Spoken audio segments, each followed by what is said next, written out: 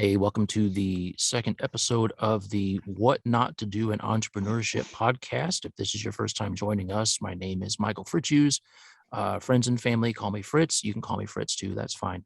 And I'm here today with my co-host Sanjeev Chitri, the author of the book What Not to Do in Entrepreneurship. And last episode we talked about the book itself, kind of doing a survey, like why did he write this book?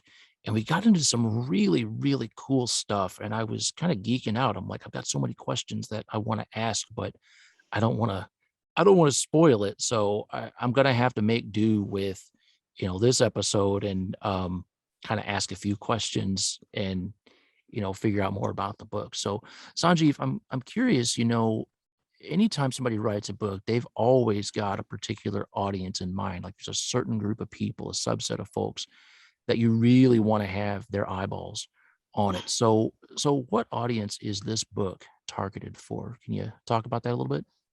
Sure. Thanks again, Michael, for your patience and understanding and creating this platform for me. And obviously, with the background of the book that I have just completed and it's about to be published in What Not to Do in Entrepreneurship. And I enjoyed our earlier conversations on why I wrote the topic of the book. It's important, of course, to know why you write something, but it is also important to know who the hell is going to read it. And, Got to and, find your and, target audience, right? and find your target audience, right? And would that be of interest, and why would it be of interest too? So in a funny way, Michael, and I will answer this question, but something that is very fundamental to entrepreneurship, because as an entrepreneur and as a part of writing this book, as a part of entrepreneurship, so I considered writing the book also as a part of entrepreneurship, which means that to me, it's a transaction of value. And like I said to you, entrepreneurship in general is nothing but a transaction of value of what you create in whatever form that is. It can be in a book for that matter, Michael. Mhm. But then the question is, who is going to accept? Who are the customers? Right. In this case, who are the readers? So I wanted to kind of lay the thought process, obviously, fundamentally for myself, to make sure that I practice what I preach or what I share. Preach is a very tall word, Mhm. but what I know and what I share. So the book, as we talked about in the controversial topic of what not to do in entrepreneurship, was really written for the souls of the people. And I use the word souls not because I am spiritual, of course, a part of it, but because when you reach out to the souls, you reach out to the purity of the mind. That is, it is not somebody's not reading it. Oh, I know it all, so what do I read about this?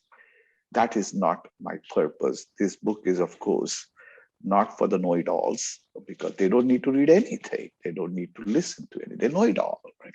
Right. But I am trying to create the pathways to entrepreneurial souls, which can absorb some of these things with openness, without ego, to look into themselves and to see, do I have these characteristics?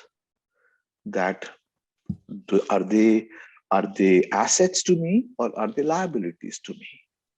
And if they are assets, how I can leverage, and if they are liabilities, how I can modify, right? So fundamentally, this is for the souls of those passionate people who are pursuing his or her dreams in the process of taking what they have for the purpose of creating wealth. Now, as soon as I say that, I am sure I'm going to get a lot of arrows just fired at me, because they'll say, well, not everything has to be all about creating wealth. And then they will throw at you the example of social entrepreneurship. Michael, any entrepreneur who is involved in entrepreneurship for the purposes of not creating wealth is not an entrepreneur.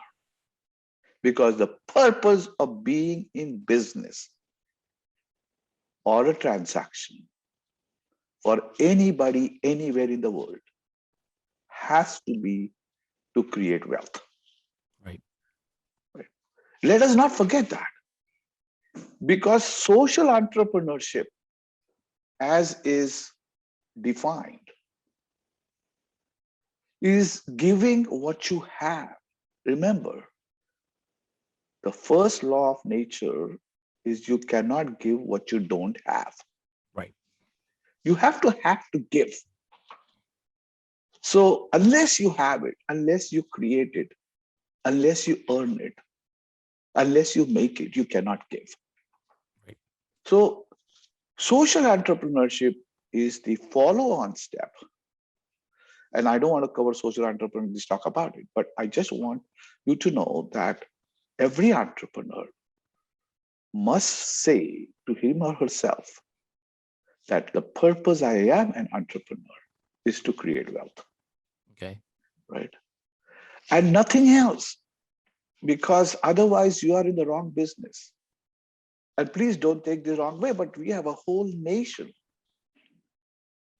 that you and I know that thinks being in business defines the word business in two ways. Busy, so they feel, because business starts with the word busy, so they think that if they are busy, they are in business. No, the purpose of business is to make profits, to make money, to create wealth.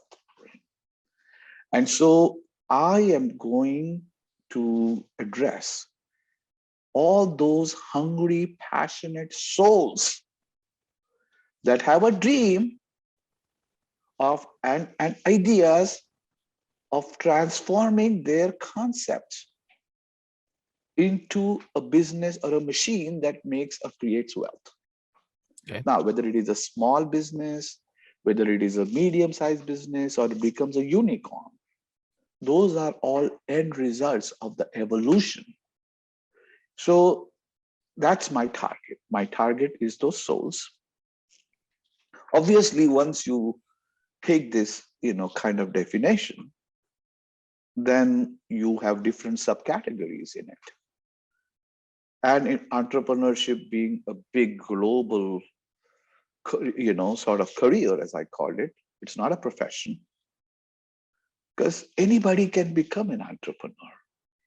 You don't need a degree to be a lawyer, or a doctor, or a scientist, or an engineer. Anybody in the world can become an entrepreneur. So it is the most democratized profession, if you want to call it, or career, because you don't need any qualifications, educational qualifications, to become an entrepreneur. Now, the dropping out of Harvard of Bill Gates, or our friend from Stanford, Mark Zuckerberg, or from Harvard, and Larry Ellison's, and so on and so forth. I don't want to call it as a testimony that education is not required, but it is the fact that in entrepreneurship, education is not essential. It is not necessary. It is a good thing to have. It increases your probability of success, but entrepreneurship doesn't require, have you gone to school? It doesn't require that. And so that's why I want to reach out to those souls, because their problems are also very similar to the people who have educated. It's just different kinds and different topics, but they do exist in their path of success. So that's one thing. And then the next thing, obviously, that I wanted to tell. So there are the subcategories are there are serially successful entrepreneurs. Entrepreneurs who have done 2, 3, 4 deals one after the other.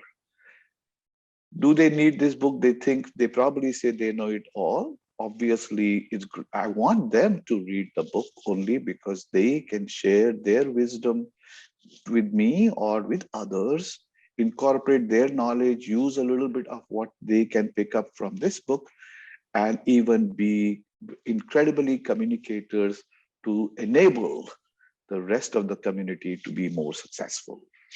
So I am asking of them to to not only become successful entrepreneurs, but to help make other people successful, because that is one of the missions that I have in life, is through books, through tools like this, enable success of other entrepreneurs.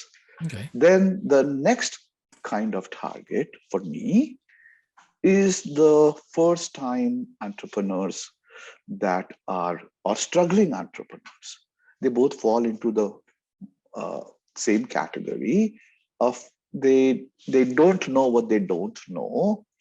They know sort of what they know, and they're just trying to get to know what they don't know in that entrepreneurship space.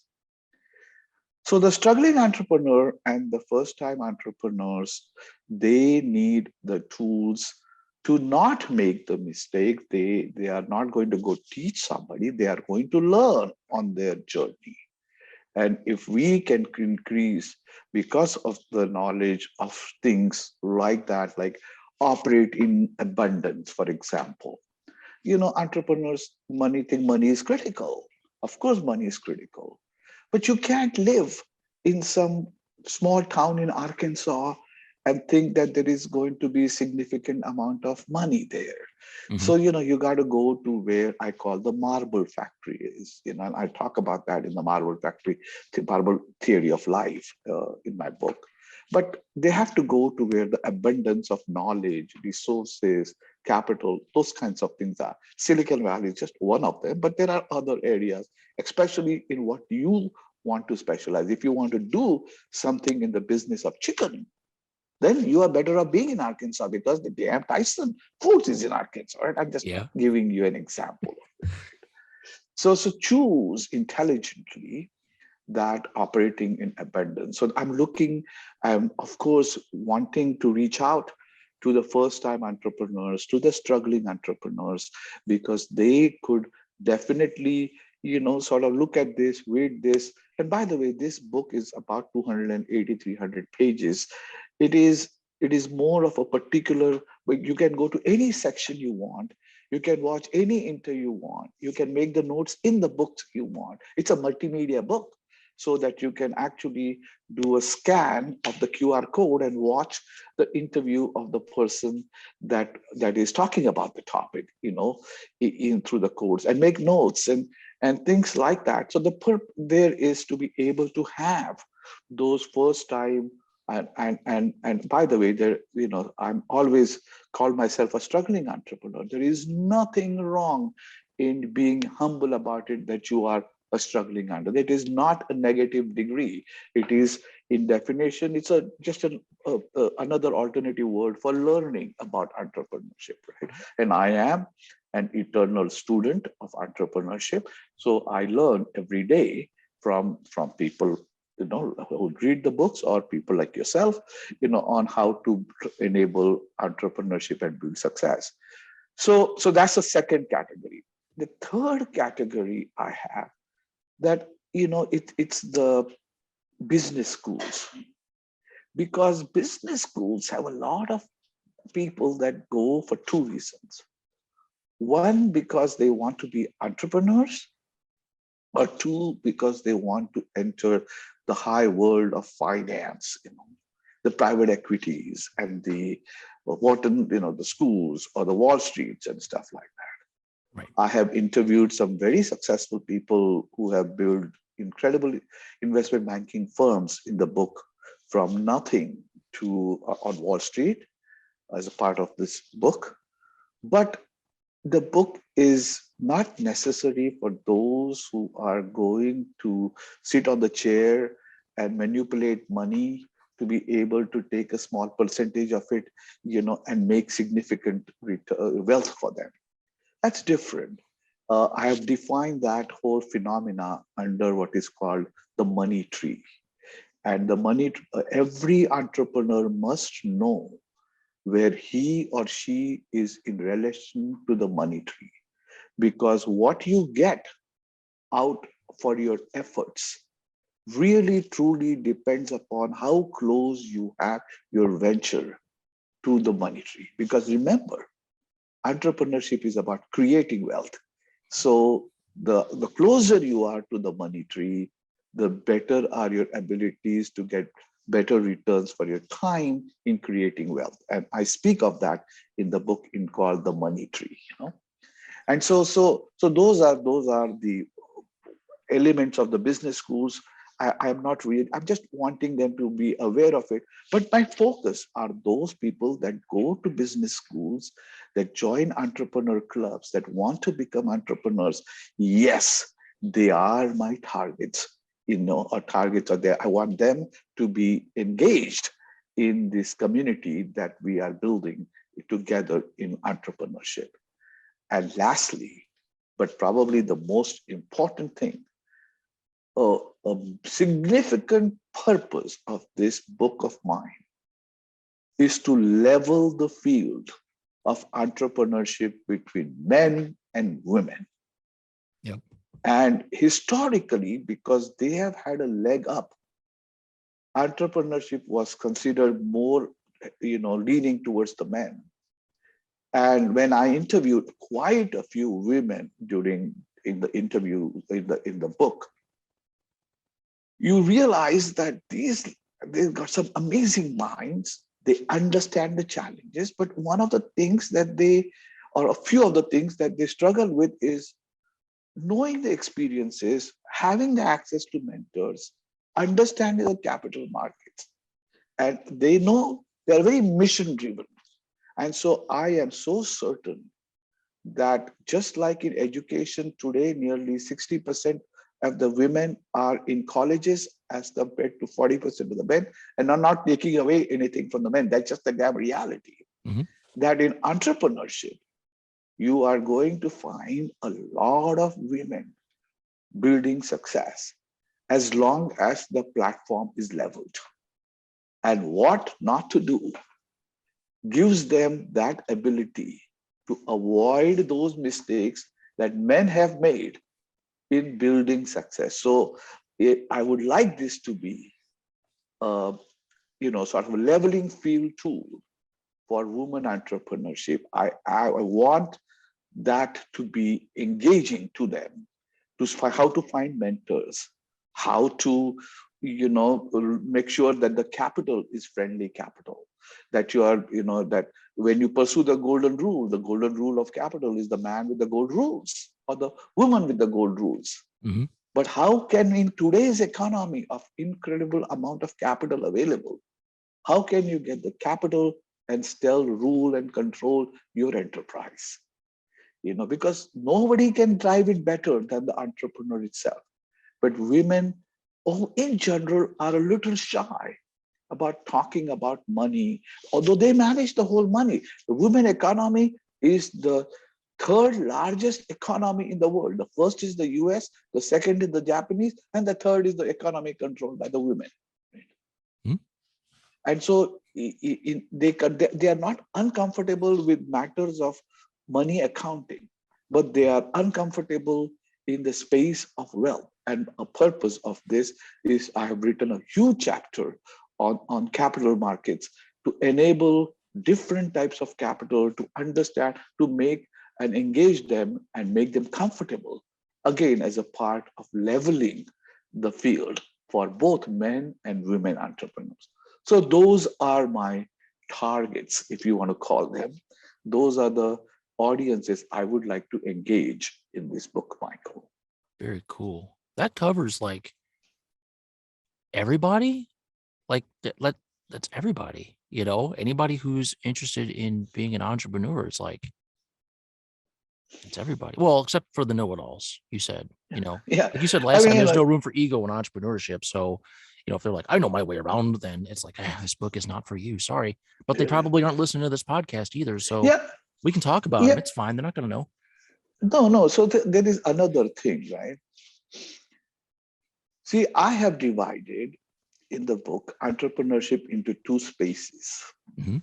grit entrepreneurship and glamour entrepreneurship, right? And 99.9% of entrepreneurs are engaged in grit entrepreneurship. The glamour entrepreneurship is where your father writes you $100 million check and guess, go buy a winery and run a winery. Now you're an entrepreneur, but you've never ever faced the journey.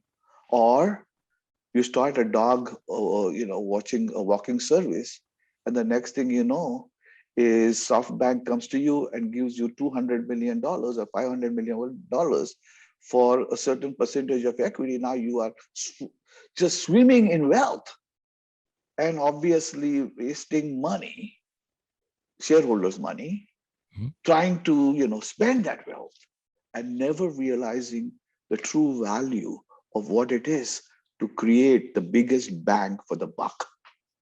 So my book is for those entrepreneurs who are living everyday life in creating the biggest bang for the invested buck, whether it is their buck, whether it is other investors' buck, whether it is family's buck. My book doesn't really resonate well with somebody who was just given $500 million to invest it in the company. That is not, they will never appreciate the toughness, the little things that you have to watch in what not to do, because they have so much money that what not to do is not important for them. Right. So I'm guessing you're not a glamour entrepreneur then, right? You're a grit. Is that Well, you?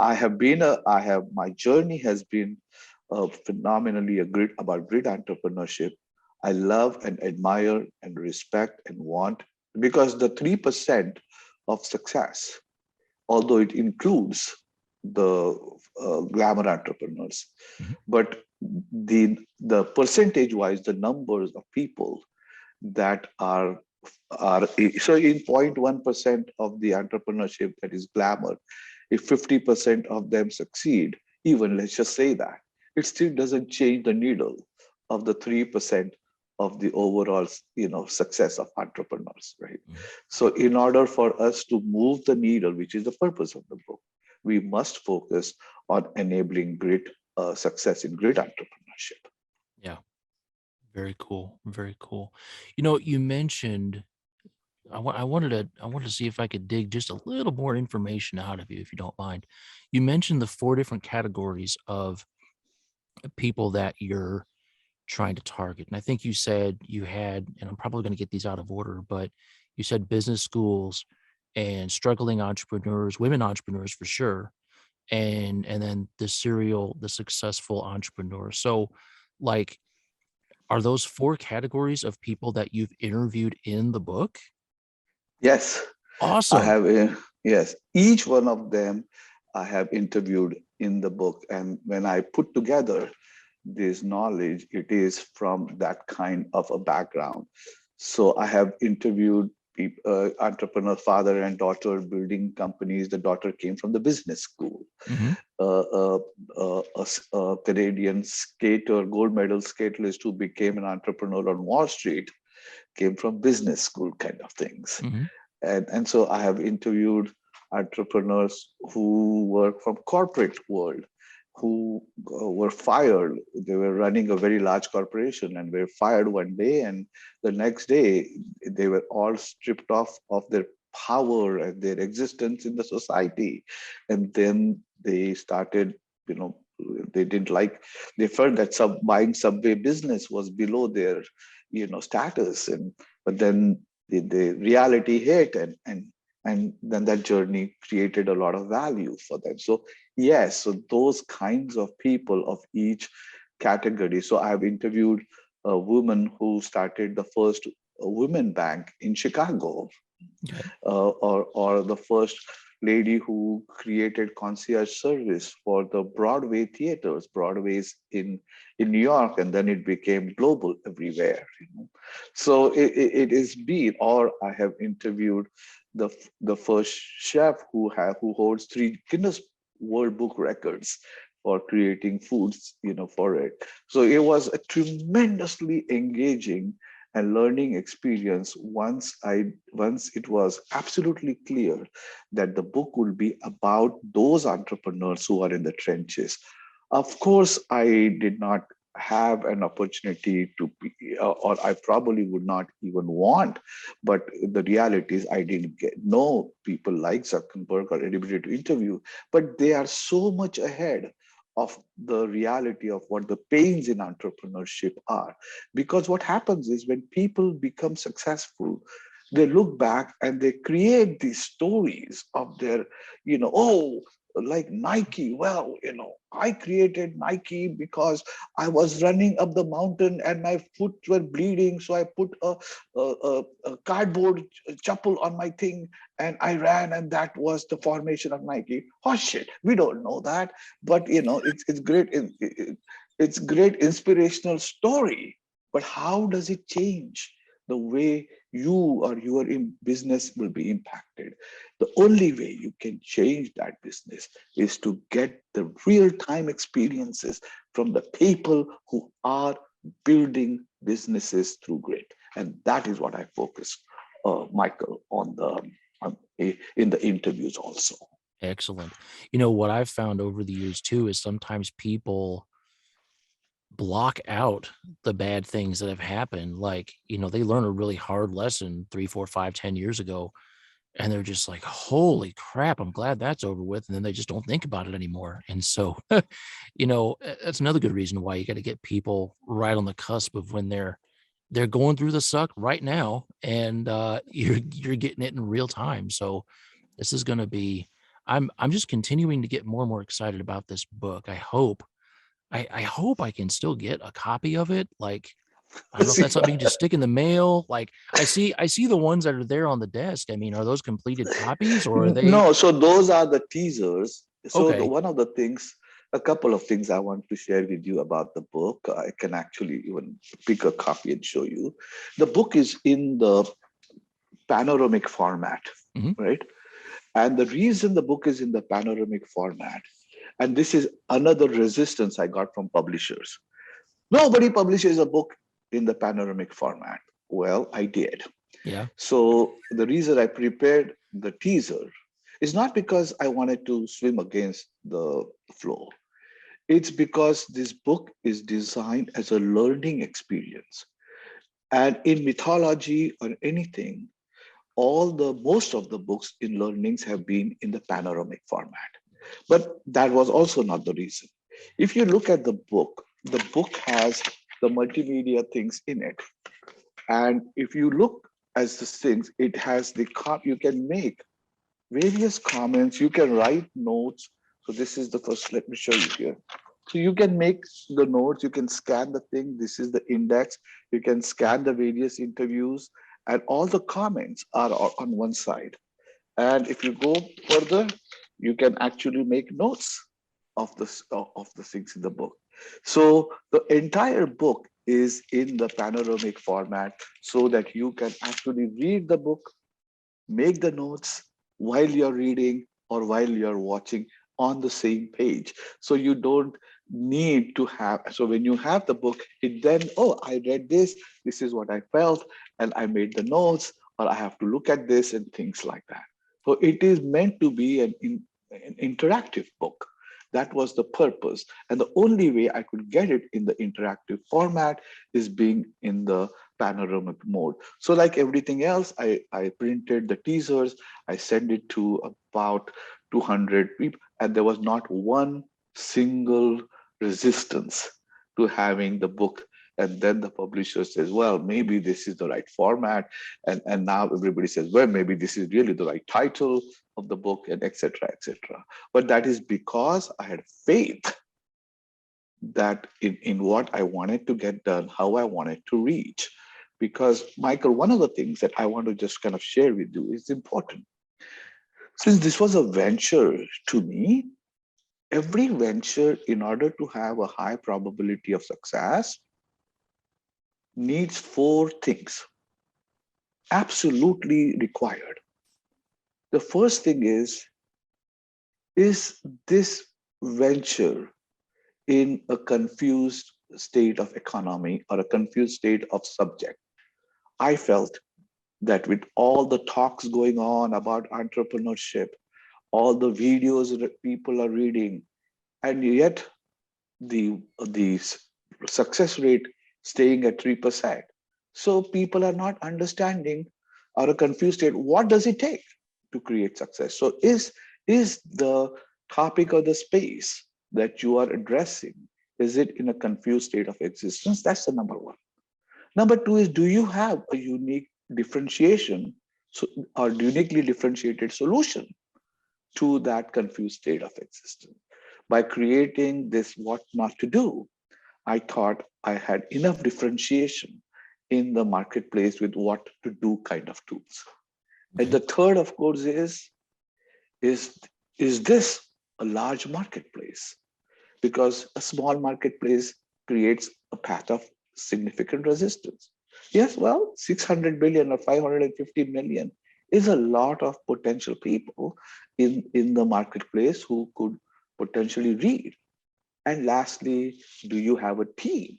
And I was so fortunate, or I am so fortunate, to have an amazing team of other entrepreneurs, Renee, the video editors, you, that my social media, that I was able to have in order to create the awareness and transform this book into a reality. So with all those four elements in place, I thought that this venture or this transaction has a high probability of success. And that is other, I just self-check myself through the entire process, because I'm asking entrepreneurs to check themselves. So am I self-checking myself in the process? And that was a part of also, you want to say how, I mean, yes, whom did I target the book for, and how did I target the book? And that was a back questions that I asked myself during writing the book. Very cool. Very cool.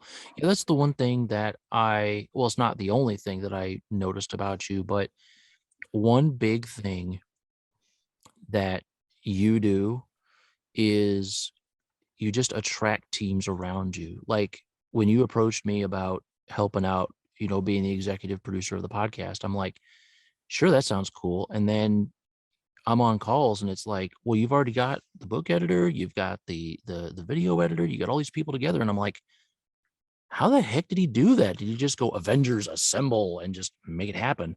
But, I think some entrepreneurs, you've alluded to this, where if they try to go out and do it all themselves, that it's not it's not going to work as well. It's going to be really gritty and it's going to be really, really hard. So I think based on what we've talked about and the kind of things I've seen in the outline, that and many other topics are going to be covered. And I think we're going to talk about some of that in the coming series. At least I hope we are, because I definitely need to learn more about that. So as we wrap up, do you have any lasting message for our listeners that are hearing this episode today? What would you want to part with? Well, I mean, as you know, you and I have agreed that we will create a series of this so that we address certain important elements in each podcast with the questions being asked by the readers. I am looking forward to an engaging uh, conversations with the readers, the listeners, and you, of course. Uh, we would definitely like to ensure that a lot of women entrepreneurs participate in this process. As when they read the book, they will realize how level how what a good possibility this creates for leveling the field between men and women entrepreneurs. And lastly, we as a community of entrepreneurs, Michael, are the best creators of wealth.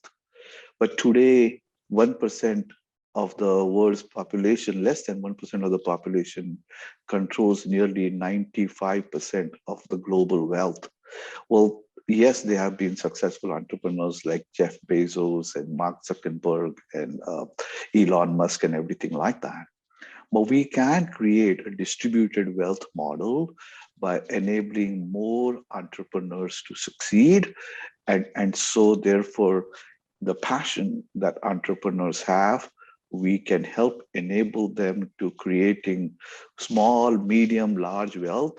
And so I hope that when we move the needle as we go forward, that we also move the needle of wealth distribution, not by taking from the haves to the have-nots, but by creating wealthier have-nots through entrepreneurship. That's my message, Michael. Nice. You are on the cusp of doing something huge, and I am blessed to be a part of it. But I want the spotlight to be on you. So thank you for your part, and thank you for following your dream and following your leanings. I'm really, really excited about episode 3. I'm excited about episode 30. However long this series goes, there's just a wealth of information in here. So we'll go ahead and wrap up. And for those of you listening to the show, as a reminder, this is part of a community. So future episodes, what we're planning on doing is opening this up to people to show up. We're going to put the Zoom link out there, and you can just show up. I'll turn off the waiting room and let people come in. And if you've got questions for Sanjeev, he knows his stuff. You can ask him. We're also going to be putting together a form, an intake form. If the scheduling doesn't work for you and you just can't make it to the show, then we'll ask you questions on the air. I guess you could use that term, but we're looking forward to having a lot of good questions and a lot of good knowledge and just growing this thing together. So awesome. Well, I appreciate your time, sir. And I hope you have a good rest of the day. All right. Thank you, Michael, and be blessed, my friend, and be safe. You too, man. Take care. Bye-bye. Bye-bye, sir.